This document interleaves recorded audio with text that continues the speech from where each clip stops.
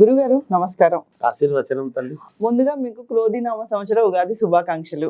మీకు కూడా ప్రేక్షకులకు కూడా క్రోధి నామ సంవత్సర తెలుగు ఉగాది పండుగ శుభాకాంక్షలు, ఆశీర్వచనము తల్లి. జయం. గురుగారు, క్రోధినామ సంవత్సరం సాధారణంగా ఉగాది అనగానే అందరూ ముందు తినేది ఉగాది పచ్చడి మరియు వినేది పంచాంగ శ్రవణం. మరి ఈ పంచాంగ శ్రవణానికి సంబంధించి ఈ ద్వాదశ రాశుల యొక్క ఎలా ఉన్నాయి, ద్వాదశ రాశులకి ఎలా ఉంది, అలానే స్థితిగతులు గ్రహాలు వీటికి ఎలా ఉన్నాయి, అసలు ఈ ఉగాది క్రోధి అనగానే ముందు అందరూ భయపడుతున్నారు. అసలు ఈ క్రోధినామ సంవత్సరం. శ్రీ మహాగణాధిపతయే నమః. ఐం మహాసరస్వత్యే నమః. శ్రీ లలితాంబికాదేవ్యే నమః. క్రోధి నామ సంవత్సర ఉగాది పండుగ అనేటప్పటికీ మనకు సహజముగా తెలుగు పండుగలు అనేటువంటివి చైత్రశుద్ధ పాడ్యం నుంచి ప్రారంభము. అలాగే పోయిన సంవత్సరమేమో మనము శోభకృతనామ సంవత్సరము అని చాలా శోభాయమానముగా దివ్యముగా అన్ని రకాల అనుకూలముగా ఉంటుంది అని చెప్పుకున్నాము. అలాగే ఉంది.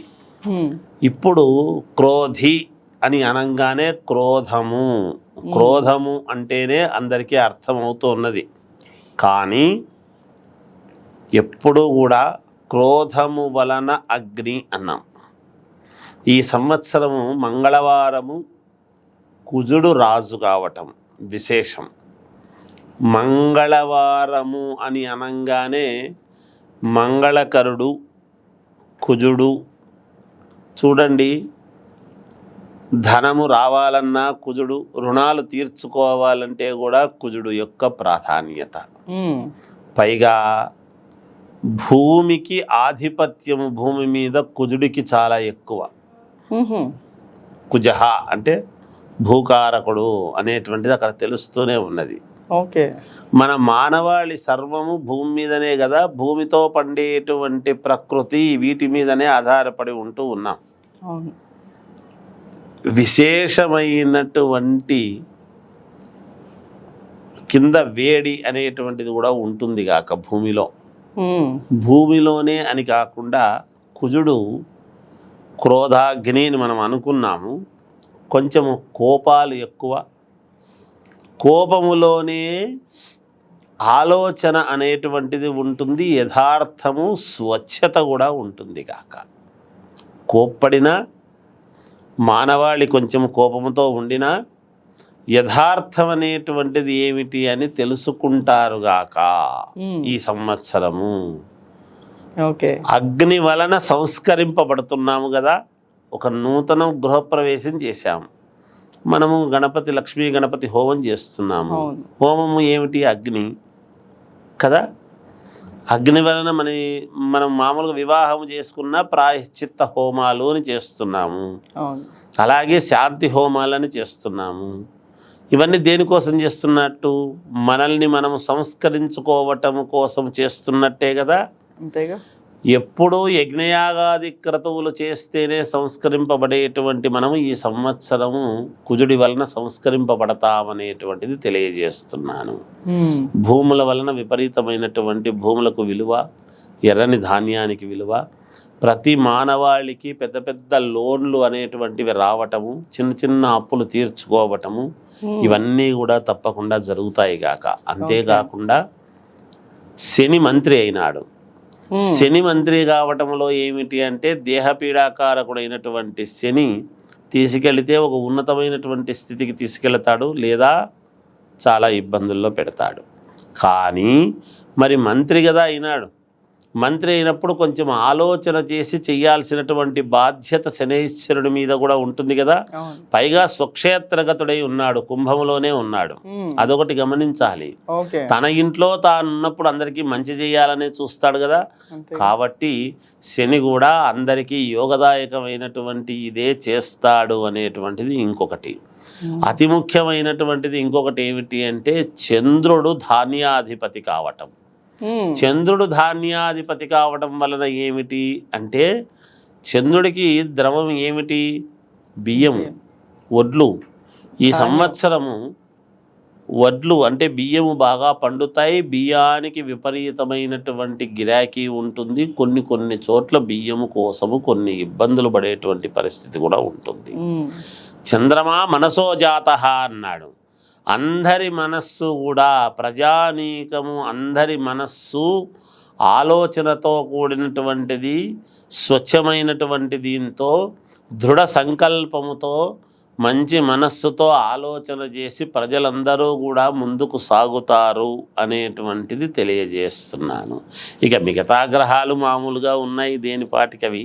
కాకపోతే రెండే మామూలుగా ఉన్నతమైనటువంటి గ్రహాలు, మిగతాటివి పాపగ్రహాలుగా ఉన్నాయి. 2 పుణ్యగ్రహాలు, మిగతావి కొంచెము పాపగ్రహాలుగా ఉన్నాయి. సరే, ఏమి ఇబ్బంది లేదు దానివలన. ఎంత క్రోధీనామ సంవత్సరం అనుకున్నా సర్వ మానవాళికి అందరికీ కూడా చాలా యోగవంతమైనటువంటివే జరుగుతాయి ఈ సంవత్సరం అంతా కూడా అని నేను తెలియజేస్తున్నాను. ఇళ్ళు కావాలి ఎప్పటి నుంచో ఉండేటువంటి వాళ్లకు ఒక గృహం ఏర్పాటు చేసుకుంటారు. రుణాలు తీర్చాలి, మాకు ఇన్ని అప్పులు ఉన్నాయనేటువంటి వాళ్లకు పెద్ద రుణాలు పొందుతారు, అప్పులు తీర్చుకుంటారు చిన్నవి. కళ్యాణం కావాల్సినటువంటి వాళ్లకు కళ్యాణం జరుగుతుంది. కుజుడు మంగళకరుడు కదా, కుజుడే అయినాడు కదా.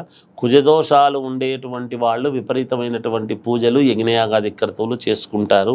తద్వారా దోషాలు పోగొట్టుకుంటారు. ఇంకా శీఘ్రముగా ఫలిస్తాయి. కుజుడు రాజు అయినప్పుడు దోషాలు పోగొట్టుకోవడానికి విపరీతముగా సహకరిస్తాడు గాక. సంతానము కావాల్సినటువంటి వాళ్లకు సంతానాన్ని ఇస్తాడు. భార్యాభర్తల మధ్య అన్యోన్యత లేని వాళ్లకు అన్యోన్యతనిస్తాడు. ఇలా ఏదైనా అనివార్య కారణాల చేత దూరమైనటువంటి భార్యాభర్తల్ని మళ్ళీ కలుపుతాడు కూడా. ఒకవేళ మామూలుగా ఈ విడాకులు తీసుకున్నటువంటి వాళ్ళు కూడా మళ్ళీ ఎందుకైనా మంచిది కలుసుకునేటువంటి అవకాశాలు కూడా ఉన్నాయి కుజుడి ప్రభావం చేత. ఇది అండర్లైన్ చేసుకోవాల్సినటువంటి విషయం. కనుక ఏది మనము వెంటనే మనం వేరే ఆలోచనలకు పోయి ఏదో జరుగుతుంది చేస్తుంది అనేది చిన్నవి ఎప్పుడూ ఉంటాయి. అన్నీ మంచివే ఉండవు అందరి జీవితాల్లో, చిన్నవి ఎప్పుడూ కూడా ఉంటాయి. కాబట్టి ఎవరు భయపడనక్కర్లేదు. చాలా యోగవంతమైనటువంటి సంవత్సరమే ఈ క్రోధీనామ సంవత్సరం కూడా. అందరికీ మేలే జరుగుతుంది గాక. జయోస్తు. గురుగారు, క్రోధీనామ సంవత్సరానికి సంబంధించి ధనుసు రాశి వారికి ఎలా ఉంది? ధనుస్సు రాశి మూలా నక్షత్రము 4 పాదాలు, పూర్వాషాఢ నక్షత్రము 4 పాదాలు, ఉత్తరాషాఢ నక్షత్రం 1 పాదం కలిస్తే ధనుస్సు రాశి. ఆదాయం 11, వ్యయం 5, రాజపూజ్యత 7, అగౌరవము 1. సంపదలు కలుగుతాయి ఈ రాశివారికి. అభివృద్ధి అనేటువంటిది జరిగి తీరుతుందిగాక. ధనలాభం అనేటువంటిది కూడా ఉన్నది. వృత్తి లాభం, ఏ పనులైతే చేస్తుంటారో ఆ వృత్తిలో లాభాలు గడిస్తారు. కుటుంబ సంతోషం అనేటువంటిది ఉంటుంది. కార్యజయం, బుద్ధి కుశలత, ఎన్ని కష్టాలు ఉండినా జయము కలుగుతుంది గాక. దూరాలోచనలు ఫలించడం అనేటువంటిది జరుగుతుంది. అనూహ్యముగా కొన్ని యోగాలు అనేటువంటివి వస్తాయి. ఆకస్మిక ధనలాభం ఉంటుంది. భూక్రయ విక్రయాలలో జయము కలుగుతుంది గాక. ఉద్యోగ ప్రాప్తి, ఉత్తీర్ణత అలాంటివి ఉన్నాయి. విద్యార్థులకు చాలా బాగుంది. వ్యాపారస్తులకు అత్యంత శ్రేయోదాయకముగా ఉన్నది. సినిమా రంగములో ఉండేటువంటి వారికి కూడా చాలా యోగవంతముగానే ఉన్నది. రాజకీయాల్లో ఉండేటువంటి వారికి విపరీత రాజయోగం అనేటువంటిది అంటున్నాడు. కాలభైరవ స్వామిని ఆరాధిస్తే ఇంకా మీకు మెరుగైనటువంటి ఫలితాలు పొందవచ్చును.